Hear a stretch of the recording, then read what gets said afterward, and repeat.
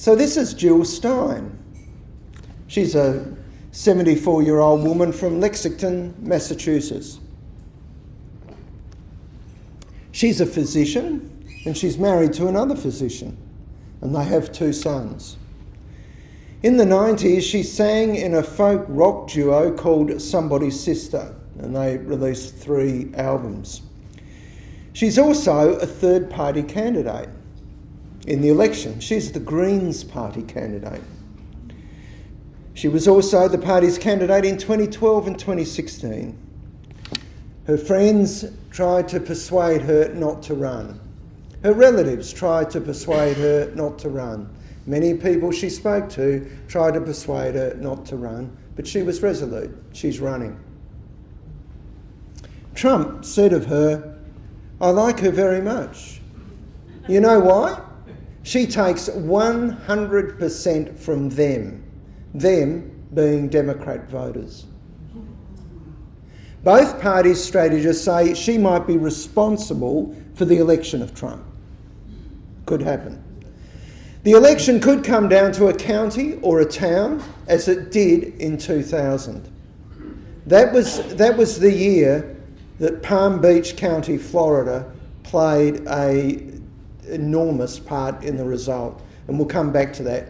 This year, it could be a little town, a suburb of Detroit, Dearborn it's called.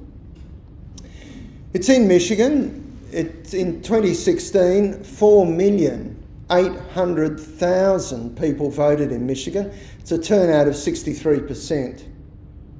Trump won the state and its 16 electoral college votes, and he won by 10,700 votes. 10,700 votes out of 4,800,000. Dearborn has a high proportion of Arab Americans that Matt mentioned earlier, who usually vote Democrat, but they're angry about the Biden administration's pro-Israel position.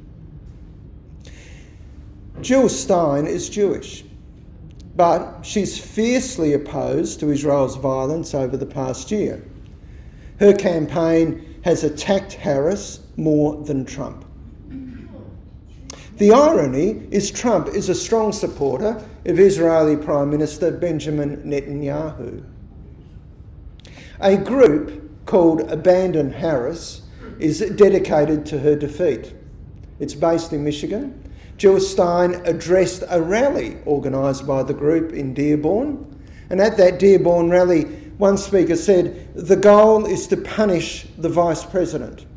Another said, "We are not in a position to win the White House, but we do have a real opportunity to win something historic. We could deny Kamala Harris the state of Michigan. And it could also deny Kamala Harris the presidency." Anti-Semitic white supremacist and former Ku Klux Klan leader David Duke, who endorsed Trump in 2016, endorsed Stein this year. He said she was the only candidate who speaks clearly against the war in the Middle East. Stein disavowed the endorsement.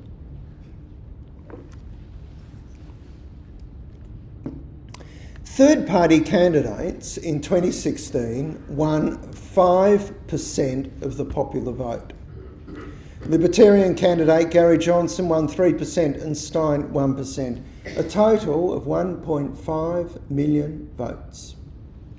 But Johnson and Stein and other third-party candidates, they won more votes than Trump's winning margin in Wisconsin, Arizona, North Carolina and Florida, respectively.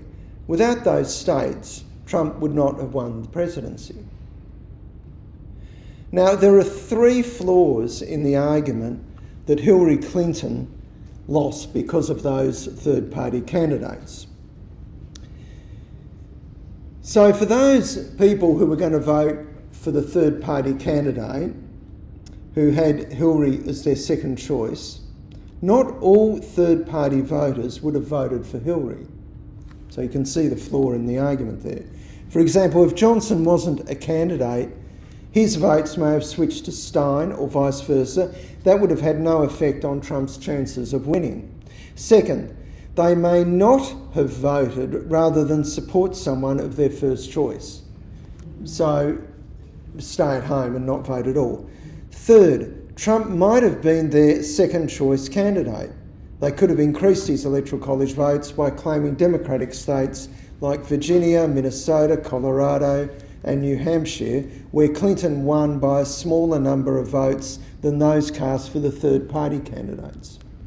So remember, Hillary Clinton lost because the vote that she won in those crucial states wasn't enough to get her over the line. Very small margins often. If those third-party candidates had not been there, the result may have been different, but we don't know. Political scientists Krista Devine and Kyle Kopko analysed the 2016 election, and they found Johnson and Stein did not deprive Clinton of an electoral college majority. They said most Johnson and Stein voters would not have voted if their candidate had not been on the ballot paper, and that most of Johnson's remaining voters would have supported Trump, Johnson being the Libertarian candidate. Michigan, Wisconsin and Pennsylvania delivered Trump the presidency. Johnson and Stein's combined vote in those states was more than what Clinton was behind. And their combined vote was more than Trump's margins of victory in Florida and Arizona, and Clinton's in Colorado, Maine and some other states. The political scientist Gerald M. Popper analysed the 2000 election. And you might remember the Democratic Party candidate and Bill Clinton's Vice President, Al Gore. He won 2/3 of the vote in populist New England states. He had the problem that Hillary Clinton had. He won by too much. So remember that horse analogy we talked about? You've got to be first past the post, but if you're miles ahead, you still win, even though you're halfway around the track. So Al Gore had the same problem. Now he won less in what's called the mountain states, Colorado, Idaho, Montana and Wyoming. The vote was an example of what the founders feared a direct vote for the president could produce, a high vote in more populous states, and those states would have more power than the smaller states. So Gore won 6 of the 9 biggest states. So we'll just have a quick look here. So he won California, he won New York, so 54 electoral college votes, 33 electoral college votes, Pennsylvania. So these big wins were very helpful, and they gave him initially an electoral college advantage of 165 to 78. But Bush won 13 of the 9 smallest states. Right, so those states here, Kansas, for instance, North Dakota, South Dakota, I think, has got 2 electoral, New Hampshire with 4, 8 in Colorado, so, 3 in Wyoming. So you can see all those little states. My mum used to say, if you count the cents, the pounds look after themselves. So all those little cents added up. So Gore had all these votes from these big states, nice big bank account, and Bush came along with all these cents, which was more than those, which gave Bush a 54-23 electoral college lead. His dominance in the smaller states compensated for his loss in the single biggest state of California, which I said has 54 electoral college votes. So the vote was so close in some states, that a total of 17,000 ballots nationally would have changed 55 electoral college votes from Bush to Gore in 5 states, Florida, Iowa, New Mexico, Oregon and Wisconsin. 17,000. That 17,000 is 0.0161% of the total votes cast. Only in those close states, particularly Florida. Florida down here with its 25 electoral college votes. Particularly in Florida, did votes for third-party candidates, the Greens' Ralph Nader, you might have heard of him, and the extreme right-wing Reform Party candidate, Pat Buchanan. They made a difference. They delivered the election to George Bush. And I'll explain why. Now, in Florida, the Greens candidate, Ralph Nader, received 97,421 votes. That's 1.63% of the state's total vote. Buchanan, the Reform Party candidate, won 17,484 votes, which was 0.29% of the Florida vote. So very small numbers, and you'd think that what difference would that make?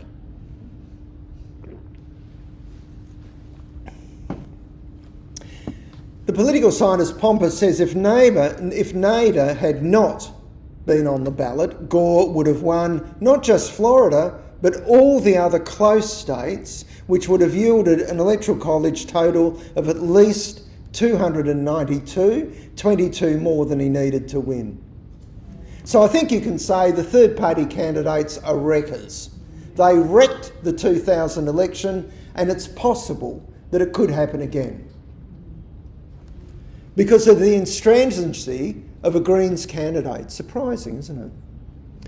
So then there was the Buchanan factor in 2000. Although he won only 17,484 votes in Florida, had he not been on the ballot, or the ballot paper was clearer, Gore would have won the state and the election, never mind whether others were on the ballot paper or not. So most of Buchanan's support was in Palm Beach County. And in Palm Beach County, it had a ballot, and this is it, I'm sorry it's a bit blurry, that caused confusion. And you can see why. Some voters voted for Buchanan, who intended to vote for Gore, ended up voting for Buchanan. And this ballot paper is called the butterfly ballot. Now you can see why here. Here's where you've got to punch a hole in Gore's name, and here, right, but you can see just right underneath, so close, is Buchanan. So it's easy to see how that mistake could be made. Is that democratic? Is that clear? Is that reasonable? Of course it isn't. So Gore asked, I think quite reasonably, for a manual recount in certain counties because of the problems with the ballots. Disputes over the recount led to multiple legal battles in Florida courts.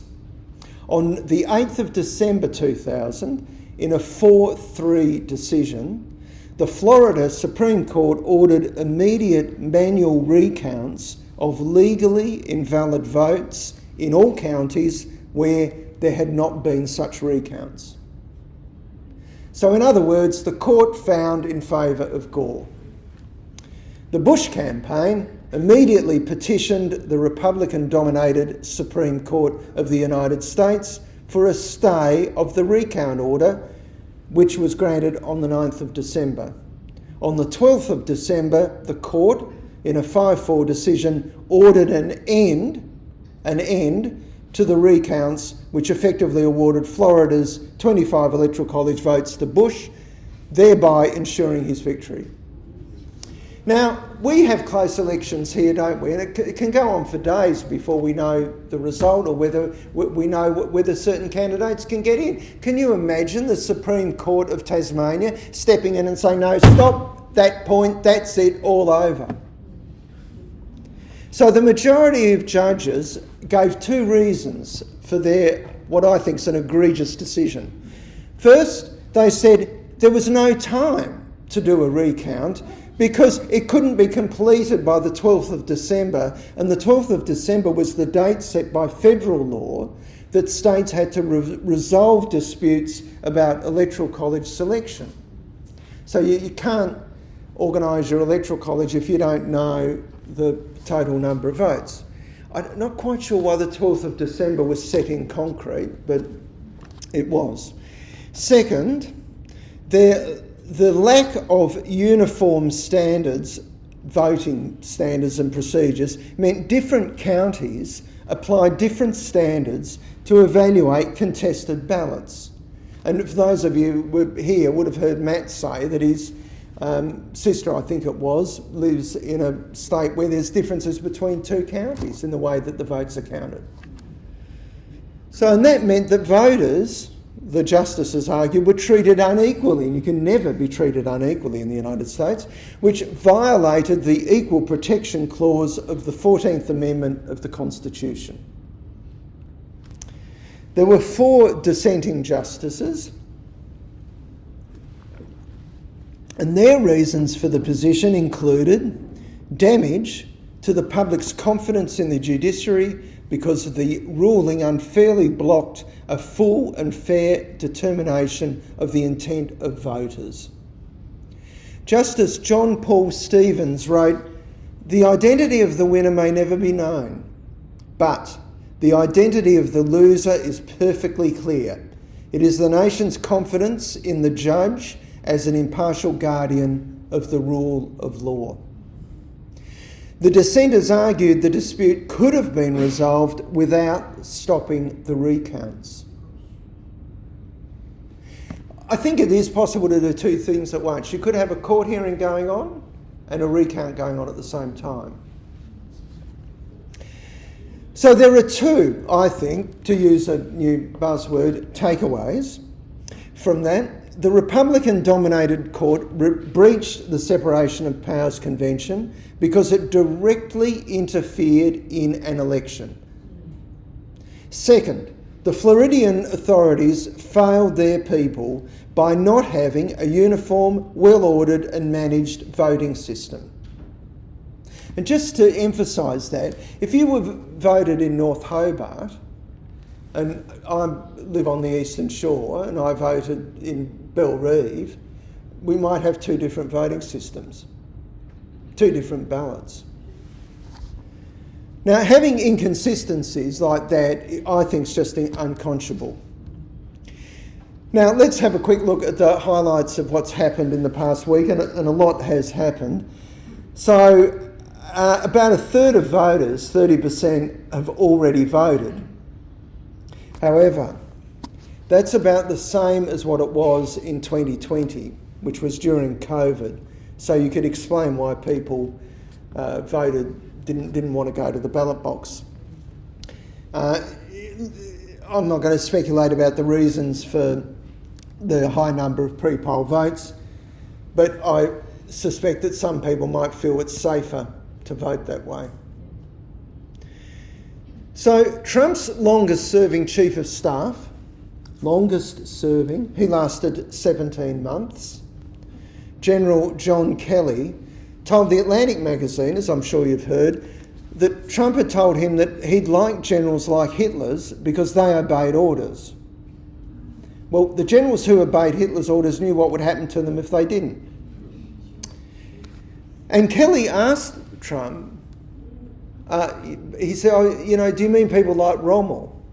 And I'm sure most of you have heard of Erwin Rommel, who caused the deaths of millions of thousands, of tens of thousands, hundreds of thousands of Allied soldiers. But his tactics, as a person, he was respected, even though he was on the other side. Trump wasn't familiar with, didn't know who Rommel was. So that's just another addition to the litany of Trump's admiration of dictators and fascists. So it's not news, is it? We know this, we've become immune to this, it's not surprising, and I don't think it would change votes. It certainly wouldn't change the votes of his supporters, and even others, independents and Democrats, that think, well, it'd be surprising if he said the opposite.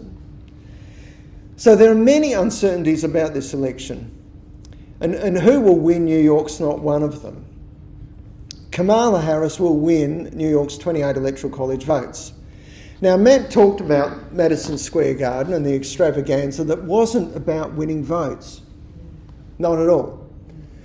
When you're 5 years old, you like to have a big birthday party, don't you? You do. And you want to ask all your friends. Not just your friends, your whole class, could come. And your mum mightn't be too impressed because there might be a bit of organising involved, but who cares? It's about having little Johnny's wishes acceded to. Well, little Donny got his wishes acceded to, and I just think it was an ego trip. And I think that in a way it was sort of saying, well, I'm from here I am, aren't I great? But it was also saying to the New York authorities, I don't care about your charges and the criminal offences. Look at this great crowd. People love me. You mightn't, but they do. Now, I'm not going to talk about the people who made the egregious comments, which were just outrageous. And Trump was full of his usual vitriol and lies, which we're all too familiar. But we may not be familiar with the sharp rise in his use of violent language. So political scientists Nikita Savin and Daniel Treisman analysed Trump's speeches, and they found they have increasingly included words and phrases related to crime and military conflict. And they looked at the period from the beginning of his presidency in 2015 up until quite recently. By this year, the frequency of violent language was close to that of communist dictators such as Kim Jong-un and Fidel Castro. Madison Square Garden's an iconic venue. A political event was held there in 1939 that I'm sure you've heard about. It was organised by Nazi sympathisers, and it was held on the 20th of February. The 20th of February 1939 was George Washington's birthday. Now, we all know who George Washington is. You may not know that he's revered by Americans as the father of the nation. He led independence forces to victory, became the first president, and was an exemplar of a great leader. He was a reluctant leader. He didn't really want to serve. He served because he thought it was best for his country. At the Nazi rally, there was a 9-metre banner. That's about 33 feet.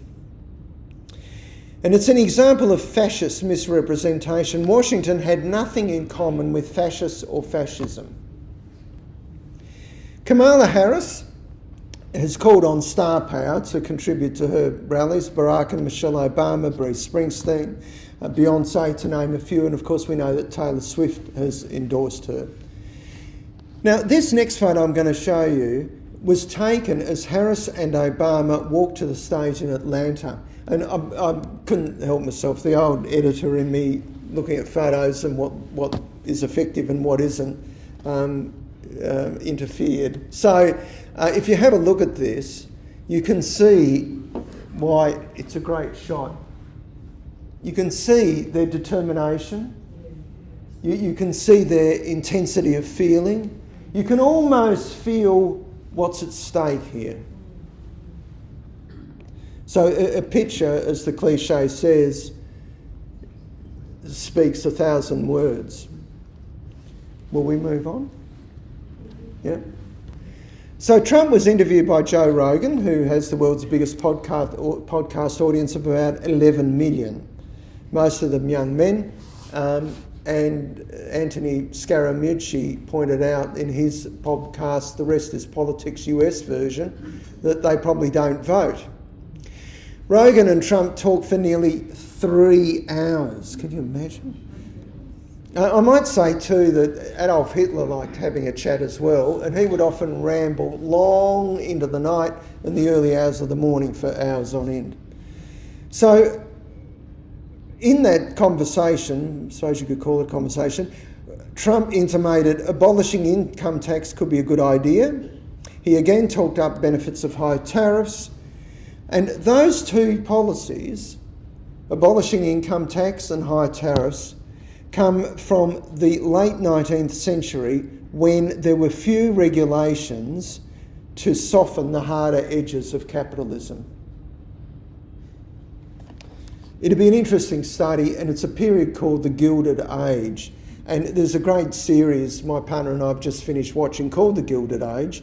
It's a bit Downton Abbish sort of US version, but it's excellent. I highly recommend it. And it talks about the rise of the industrialists, how workers were treated, how badly workers were treated, how they had no rights, that kind of thing. That's the sort of society that I think Trump wants to take us back, or the United States back to.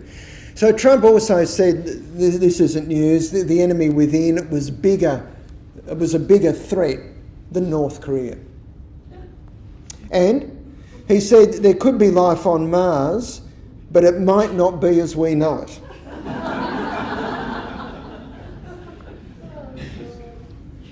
Now let's talk about that blow to democracy I mentioned at the start. We all know Watergate and the newspaper that exposed it, and we talked briefly last week about the Fourth Estate. Well, the Washington Post is a big part of the Fourth Estate, and as you know, it exposed Watergate. Now, that was a pretty courageous thing to do. Nothing of that magnitude had happened before. The White House put intense, unbelievable pressure on the publisher of the Washington Post, whose name was Graham, and her first name's not coming to me. Catherine Graham, yeah. And she stood fast. She stood fast. She would not bow down. Now, Watergate makes what's happening now look like a sideshow. So the paper, the Washington Post, has endorsed a candidate for president for every election since 1976, when it supported Jimmy Carter. In 2016, Hillary Clinton, and in 2020, Joe Biden. The Washington Post chief executive, Will Lewis, on Friday announced the paper would not endorse a presidential candidate this year. The reason was the paper wanted to return to its roots. It didn't endorse presidential candidates. I don't think that's the reason. It has since transpired Washington Post executives had a meeting on Friday, the day of the announcement, with Trump. The Post's owner is Amazon founder and billionaire Jeff Bezos. Amazon is embroiled in a federal antitrust suit. His businesses have many federal government contracts. He relies on the federal government for income. Bezos doesn't want to get Trump offside, especially since the would-be dictator has said he'll use the office of the presidency to come after his enemies. Bezos says he didn't know about the Friday meeting. Well, you wouldn't expect the chief executive to know what his executives are doing, would you? In an opinion piece published in the Post on Monday, Bezos wrote, "What presidential endorsements actually do is create a perception of bias, a perception of non-independence. Ending them is a principled decision, and it's the right one."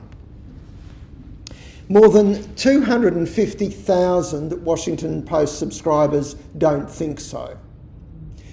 They've cancelled their subscriptions. 3 of the paper's 9 board members have resigned. 2 columnists and many other staff have also resigned. However, some staff have defended the decision. The Post's award-winning cartoonist, Ann Tilnanis, responded with a hard-hitting drawing. Now, before I show it to you, some background for context. Bezos adapted the slogan, "Democracy dies in darkness," in 2017. Now, he didn't come up with that himself. The paper says Bezos got it from one of the journalists who exposed Watergate, Bob Woodward. And Bob Woodward read it in a judicial opinion about a proposed amendment to the US Constitution to include reference to a free press. So this is the cartoon, remembering that democracy dies in darkness. A few days before the post-shock announcement, over on the West Coast, the Los Angeles Times billionaire owner also blocked endorsement of Kamala Harris. The head of the editorial board and 2 writers have resigned. These 2 newspapers are not formally endorsing a candidate, but they are indirectly endorsing Trump. Their decisions give to him power over the media. It's proof his intimidation works. A former Washington Post editor posted, "This is cowardice with democracy as its casualty. Trump will see this as an invitation to further intimidate owners and others." Robert Reich, who I've mentioned before, Bill Clinton's Labor secretary, academic and commentator, in his blog post on Friday wrote about this: "We are come to a juncture in America where, as in the first Gilded Age, enormous wealth is lodged in very few hands. Hands that are now either actively supporting Trump, such as Elon Musk, or afraid to come out against him for fear he'll wreak vengeance on them if they do. Trump has already seriously endangered American democracy. Those who are afraid to stand up to his bullying are only encouraging him to further assail democracy." I might add that we don't know whether that that meeting of Amazon executives with Trump, was about the don't endorse Harris, endorse Trump. We don't know what that is about. But we do know that dictators like Hitler worked on a principle which was called, I think, the Führer principle. The Führer principle was where you anticipated what the Führer wanted and acted accordingly. So if you were a newspaper owner, well, you get into line. You know what to do. You attack Jews. You praise the Nazis, all that sort of stuff. So I think this is an example of that. This is an example of a very wealthy man being cowered by a politician. So the New York Times won't be bullied. The paper's editorial board on the 30th of September endorsed Kamala Harris. It is hard to imagine a candidate more unworthy to serve as President of the United States than Donald Trump. So, does anyone have any comments? There are some microphones, but can I get 2 volunteers? So we want to hear your question, and when you get the microphone, hold it close to your mouth so we can hear you, and please wait until you get the microphone. I've got one volunteer. Can I have another one? It's not too hard. It's not intellectually taxing.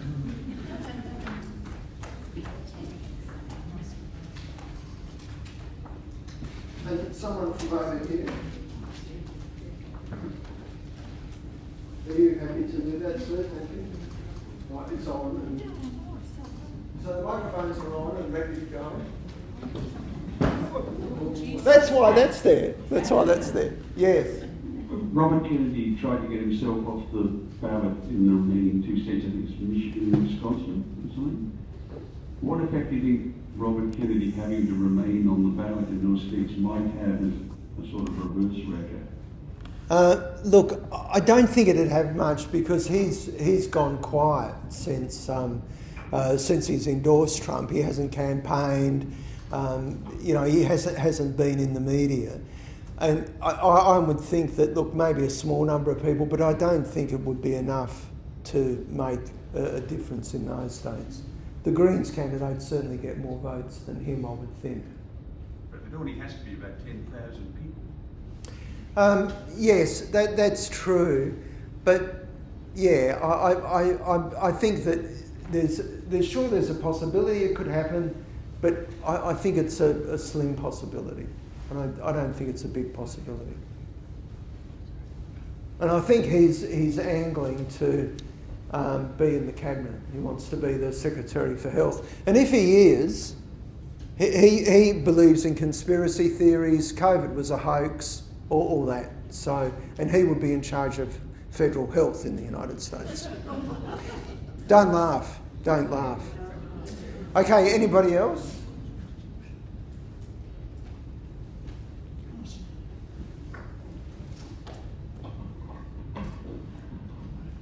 The Democrats demonised Elon Musk after he took over Twitter. Yeah. Rupert Murdoch is very quiet these days. Well, Rupert Murdoch's very busy with his fifth wife, so she's probably keeping him occupied. Look, I think there's been a bit of a shift in power, and we did have a brief discussion last week about the Fourth Estate, and I think that the power of the Fourth Estate is definitely diminishing, but I also think Fox News and the Murdoch media generally, the Murdoch media is very locked into the Fourth Estate, and I would include television in that. I think that the power and influence, of Fox News especially, is diminishing. Yes. I think a lot of old white men watch it, and I don't think they're increasing their audience, and I don't think they're nearly as influential. Social media is much more influential. So I don't see Murdoch being a big player. I think Mark Zuckerberg has been and continues to be. Who knows what's going on, with Facebook and hacking and all that sort of thing. Anybody else? Ian? What I'm about to say, I don't want to offend anybody, but just bear with me a moment. My background as a young man, I come from an extremely Christian, evangelical background, and the word evangelical fills me with fear. And at that time, if there was a person such as Trump in our arena then, he would have been described in my church as a man of evil. And I don't understand how he's getting this evangelical support in America. It doesn't compute in my head. No. Well, I don't think it computes in a lot of most people's heads because he, in his behaviour, is anti-Christian. Certainly doesn't live by the Ten Commandments. But I think what's happened is that he has such definite policies, especially about abortion, and the way that abortion has become an issue, such a powerful issue, is an amazing study in public persuasion. Because when Roe v. Wade was passed by the Supreme Court in 1971 or 72, there was hardly a whisper. Hardly made the news. Wasn't an issue. And now people are all over it. And the Christians, abortion has become the issue. And so Trump, we mightn't like all these other things about him, but we can rely on him on abortion. Look what he did. He appointed 3 Supreme Court judges, got it overturned. He's our man. So they're prepared to overlook, and I find that astonishing and hard to believe as well. But just while we're on abortion, it's raising its ugly head here. And in the Queensland election, I don't know why abortion became an issue in the Queensland election, but our friend Jacinta Price brought it up, who led the No campaign. Remember her? Yeah. Haven't heard from her much lately. Maybe she's doing it to get publicity. But I think we all need to be really cognizant of that. We need to be aware of that, and we can't let it take off in the way that it has in the United States, where it becomes an overriding issue. because I think abortion is a big winner with Christians, and Trump has made it a big winner with him. And as I say, the same thing could happen here.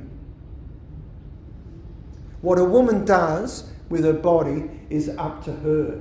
It's certainly not up to a man, and no one tells a man what to do with his body. So to me, that's the end of the argument. Yes. And then the gentleman with the beard next. With regard to the polls, which we know are a bit off sometimes, Yeah. I'm wondering, Neil, if you're aware if anyone's polling on how the women's vote will go in America?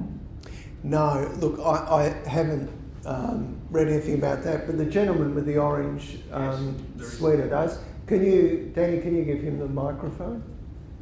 He can help us out with that.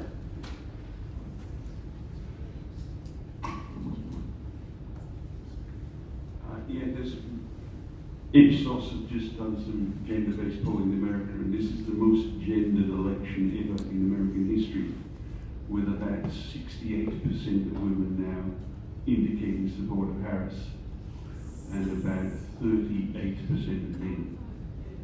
Right, well... So it is entirely dependent on the woman's vote getting out.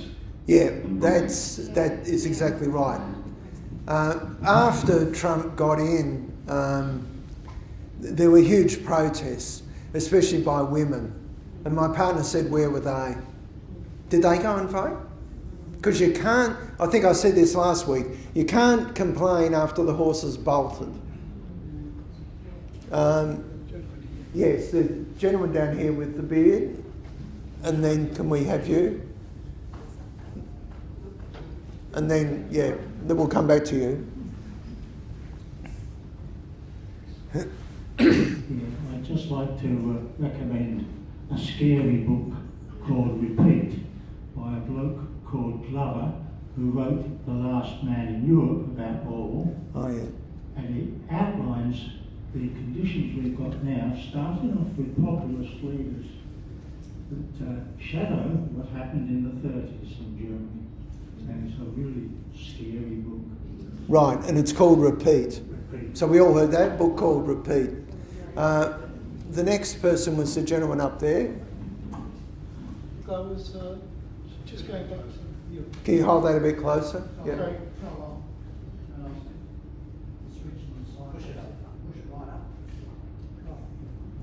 Sorry, to go back to the abortion point in the Supreme Court. Yeah.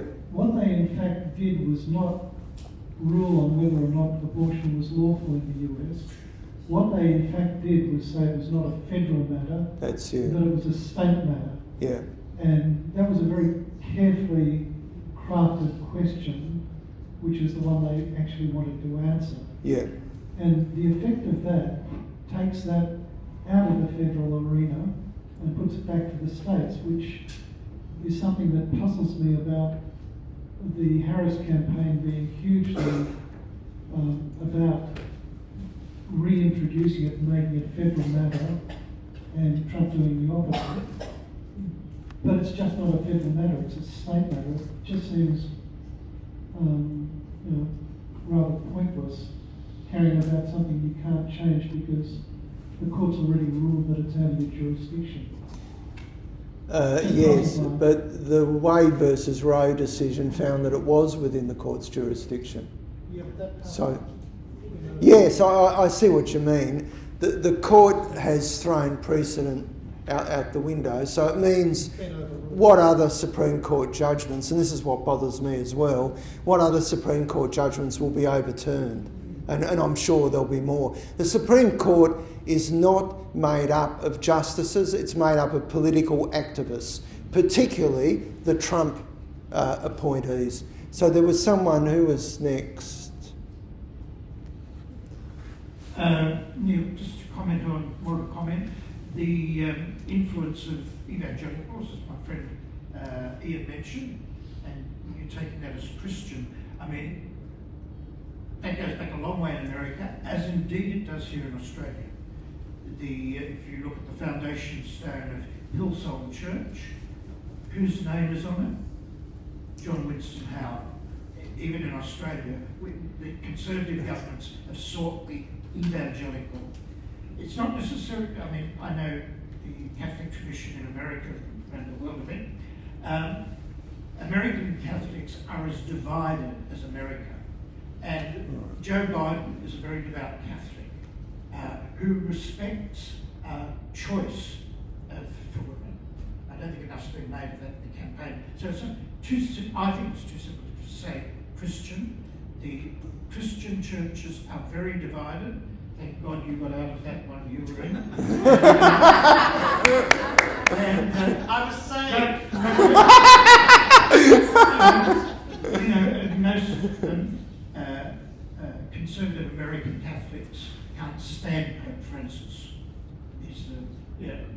It's too simple to just say Christianity. A comment. You can take that as well. Thanks for your comment, Peter. That was enlightening. Do you think that Biden's comment about in the last few days is going to have any impact? No, I don't think so. I think most people have made up their mind. I think he's got a reputation for making gaffes. And look, it is a bit like Hillary Clinton's deplorables. And remember that clip we played last week or the week before where the interviewer laid a nice trap for Kamala Harris, but she didn't walk into it. You know, why are these people doing this? Why are people supporting Trump, you know?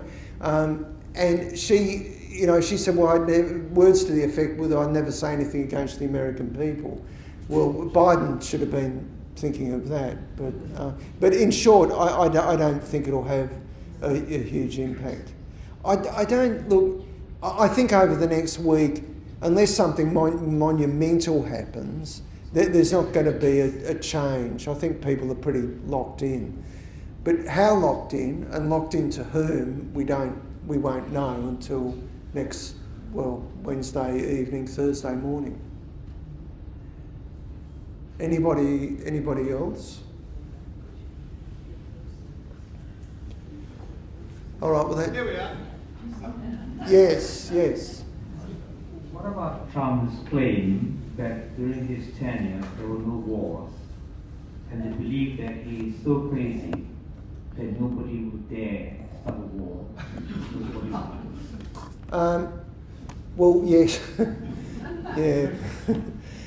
Well, yes, I think that's a possibility. I think that we all should be concerned from a foreign affairs point of view, because the United States traditionally, until Trump, was, a peacemaker. And look, it had its faults, gone into some terrible wars. We won't even talk about Afghanistan and the debacle that was, Vietnam. Yeah, the record hasn't been great. But generally speaking, overall, the US has been on the side of what's right. And I think that would change with Trump. I mean, I think the Ukrainians will be, looking at this with great fear. And the Israelis with great joy. Okay, well, if there's no any other questions, queries, comments or criticisms, thank you very much for joining me this morning. I hope we're very enlightened now about the US election, aren't we? We can be advisors. But next week, Professor Ainsley Kello from the UTAS Politics Department will be here to talk about the wash-up from the election, so we'll hear a different point of view. Talking about points of view, I'm sure all of you, because I've mentioned this, I'm sure all of you have got in your diary November the 8th, 11:30am here, Professor Jenny Hocking will be talking about the Palace letters. The Palace letters that she campaigned to have released. And there's a connection with what we've been talking about, because the Governor-General sacked, you'll remember, the democratically elected government. And she'll be talking about the correspondence between the Palace and the Governor-General. So I'll look forward to see you then. It's free. You don't have to register. You don't have to be a U3A member. Tell your friends, and I'll see you on Friday, but I'll see you next Thursday, but not here. Thank you very much.